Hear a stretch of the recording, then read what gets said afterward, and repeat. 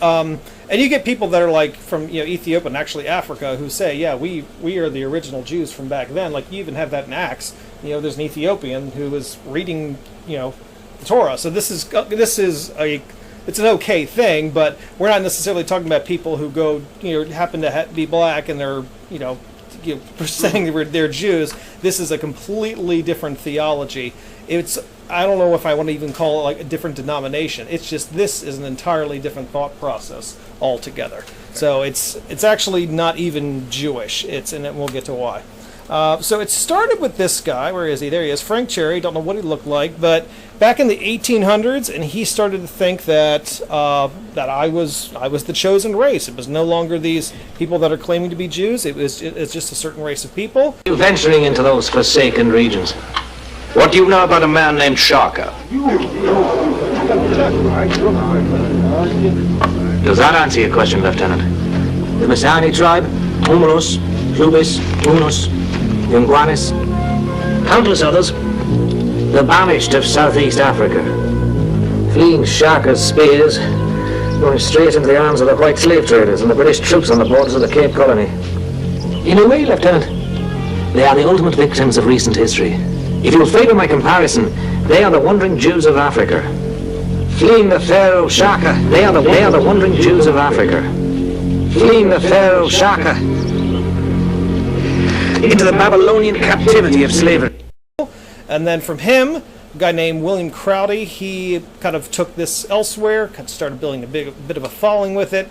And then this guy, he started the Commandment Keepers, Wentworth, and he started in Harlem, and it grew pretty rapidly. Now, they're still around, but there's not really many. And this is when the theology starts to refine. So there's not an actual, founder, but you could say, he has a part in it, he has a part, and it's just a slow building up to this, quote, doctrine. And from here, it really starts to take fold under Abba Bivens, and he starts, and we'll get into a little bit what he believed here in a second. And from him, splinters off into a whole bunch of other groups. The ICU, International Church, what is it? I forget the actual, there's so many acronyms. Man, I forget all the acronyms, I'm sorry. I'll show the acronyms in a minute. And from there, it splits off again. So, basically why the numbers are so crazy and why it's because they constantly are breaking off. Right now they're breaking off. Somewhere out there's a camp that is splitting, and then another leader says, oh, this is the real one.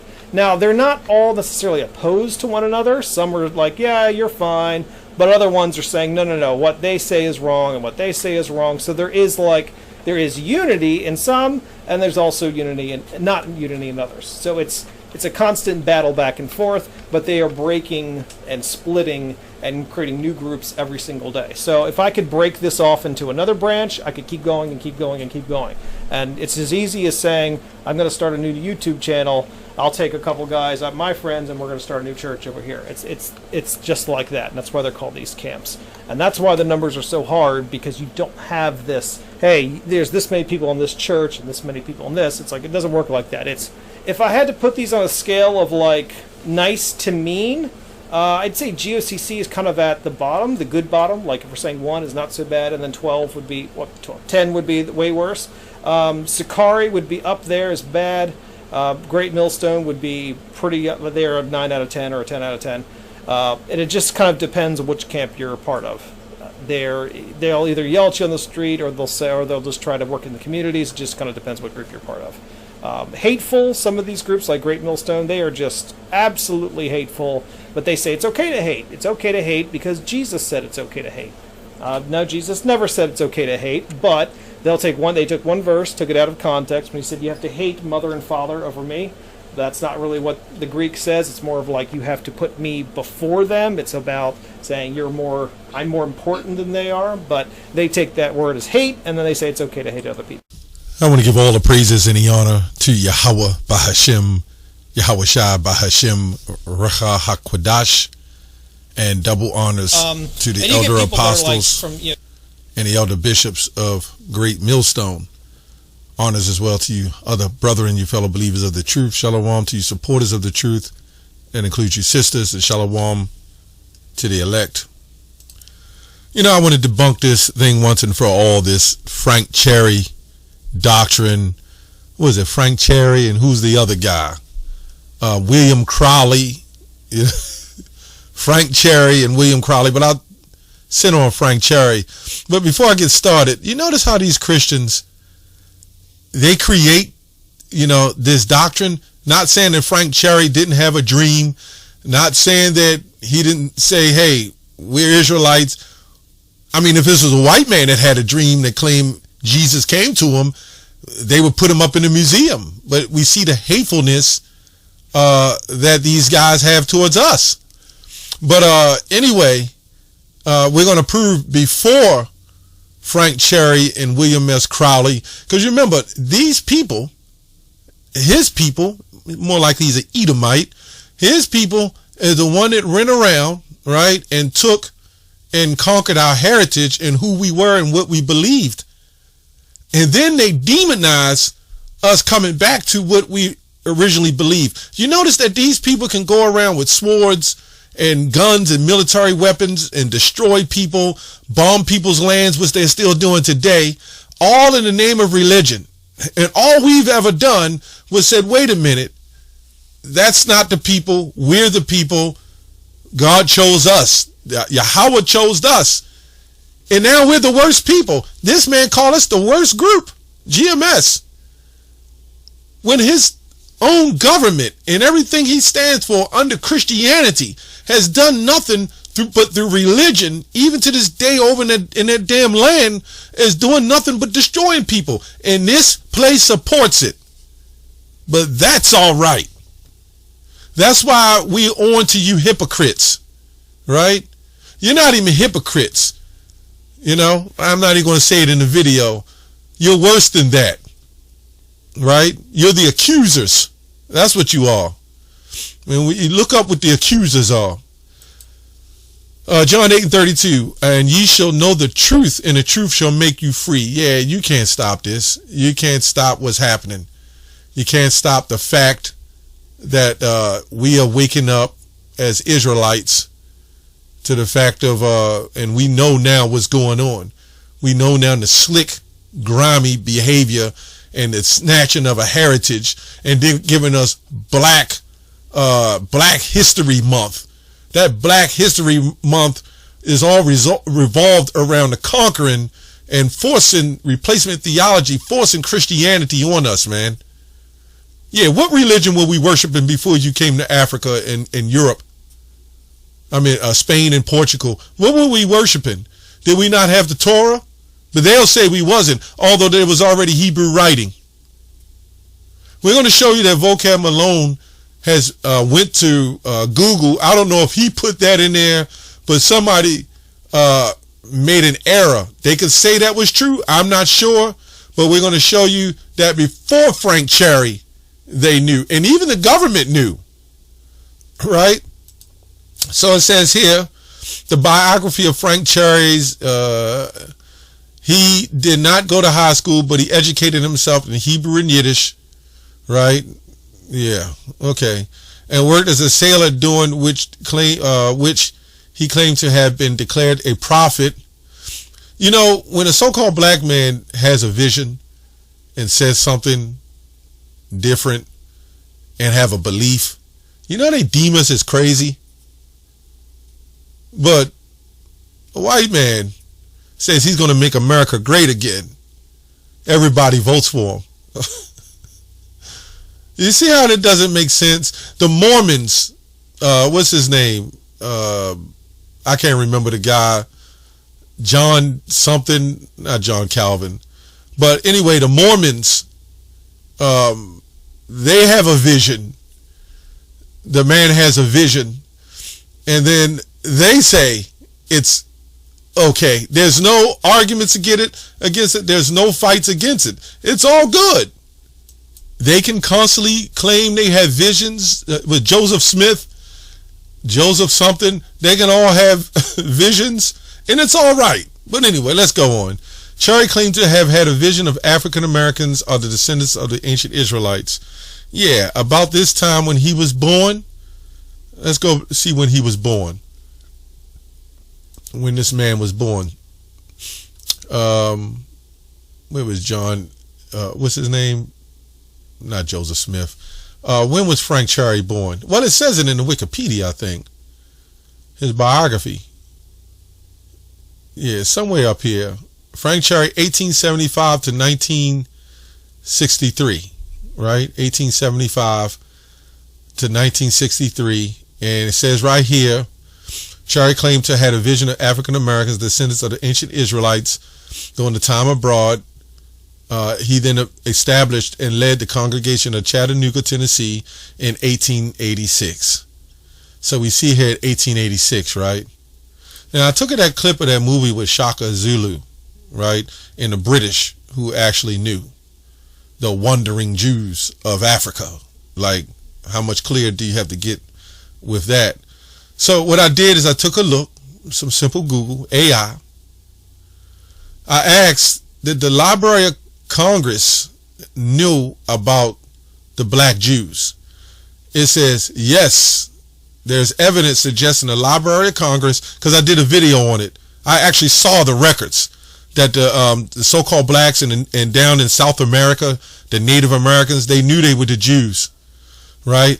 And the Library of Congress and other libraries are aware that the documentary of the history of the African American Jews, for example, the New York Public Library, has a blog post celebrating an African American Jews. I didn't know that. Celebrating African American Jews, highlighted in prominent individuals like Lene Gunier and Walter Moserly. Yeah, I didn't know that. While specific information on the Library of Congress knowledge might not be harder to pinpoint directly, of course, their extensive archives and collections likely contain materials related to the African American Jews, including historical accounts, personal documents, publications. This indicates they are aware of the history and existence of this community. Now, AI is telling you this. Now, I could have I don't know what I did, what I got in one of my files of the actual Library of Congress and what they said. And so, this movie with Shaka Zulu, right? It says here the Library of Congress was established in 1800, right? So, this man, Frank Cherry, who claimed he had a dream or whatever, was born in the mid 1800s to late 1800s, right? Let me go back here. 1875, something like that. In 1886, he established the church. But it says the Library of Congress was established in 1800s. When President John Adams signed the Act of Congress appropriating $5,000 for the purchase of books for the use of Congress while the library was officially established in 1800s. It was dedicated building, Thomas Jefferson building, opened in 1897. See that? So the Library of Congress already knew. In the Library of Congress, they knew. Right? They already knew. And it's just simple AI is telling you that. Right? So let's go back here. Job 30 and 30. Well, let me go to Deuteronomy 28 and 48. So when a lot of these scholars that wrote, and I did my research, I looked up a lot of these scholars that do these commentators on these scriptures. A lot of these scholarly commentators was created right around the mid 1800s. So, and some sooner. So when we were being brought in slavery, the whole agenda was to take our identity, as Jeremiah 17 and 4 say, right? Or Psalms 82, they shall take crafty counsel and say, let us cut them off from being a nation. Let's go to Deuteronomy 28 and 48. Therefore thou shalt serve thine enemies, which the Lord shall send against thee, in hunger and thirst and nakedness and want of all things. And he shall put a yoke of iron upon thy neck until he have destroyed thee. This is exactly why the Bible Crusaders, it even started back in the 1500s. But when the Bible Destruction Group or whatever, when they came out and they took a lot of changes in the Bible, and then they had to, because these people knew if they was going to slave us with our own book, right? This is how we know this is our book, and the white man didn't give it to us. What he did do is take what he wanted to take out of it, because if he gave it to us, he would have gave us everything in there already, right? He would have gave us the slave Bible from the beginning. But what did they do? They took scriptures like this out. This is why they had problems with us reading as well. Yeah, we was in a serious time then. They didn't want us to read.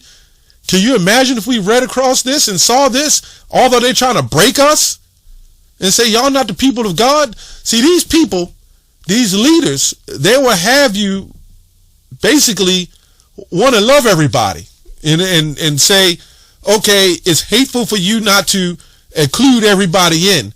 But there's a group of people right now over in the land, right? That's all I can say, that, push that doctrine that nobody else can be part of them.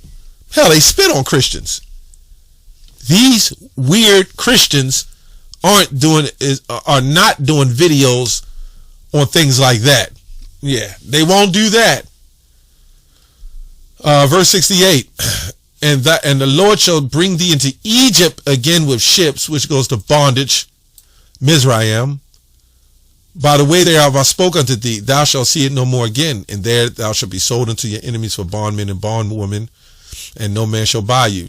Now, I did videos before on the closeness of Egypt and where we were. And, now if you look at the maps, it's like man-made canals, which they started back then, believe it or not. Back in Egypt was lucrative, so they made a lot of canals to further business, right? But you didn't really need ships. And then even to mention ships would be wrong, because if it's such a short journey, what would be the reason to mention ships unless something traumatic happened on the ships? And then they'll say, well, didn't Moses, the Lord, part the sea? Yeah, so he can drown the Egyptians. So they went to another direction. But that's another video. Anyway, let's go here. Job 30 and 30. Job 30 and 30. My skin is black upon me, and my bones are burned with heat. And you know what they'll say? Well, they had soot on their bodies. See, they're allowed to do all of this, right? They're allowed to make all this stuff up that they want. As long as we say that the Messiah is black, it's a problem. But if everybody else says their Jesus is white, the Chinese can have a picture of a Chinese Jesus, no problem. Every nation, the Arab can have Muhammad, no problem. The Jehovah Witness got their Jesus. The Mormons got their Jesus. They even said Jesus was cursed black. They believe he's so-called black. Russia got their Jesus. Every nation of people on this earth got their savior. And then when we say we don't want your savior, this goes back to this. This goes back to slavery. This goes back to forcing Christianity on us. It hasn't done us any good. Right? I never seen anybody white just turn black and still live to talk about it. Okay. Yeah. When you're sick, you get darker. Okay. As a so-called black person. Let's go to Acts. Now, there were in the church that was in Antioch certain prophets and teachers, as Barnabas and Simeon, that was called Niger, and Lucius of Cyrene, Manaen, which had been brought up with Herod and the Tetrarch, and Saul. So the Christians will say, see, this is not really, he is black, but he wasn't an Israelite. And they can't prove he wasn't. Right? But we know that all of them, those prophets, when you go to Acts 2, when they talk about Peter preaches to the crowd, he kept saying men and brethren.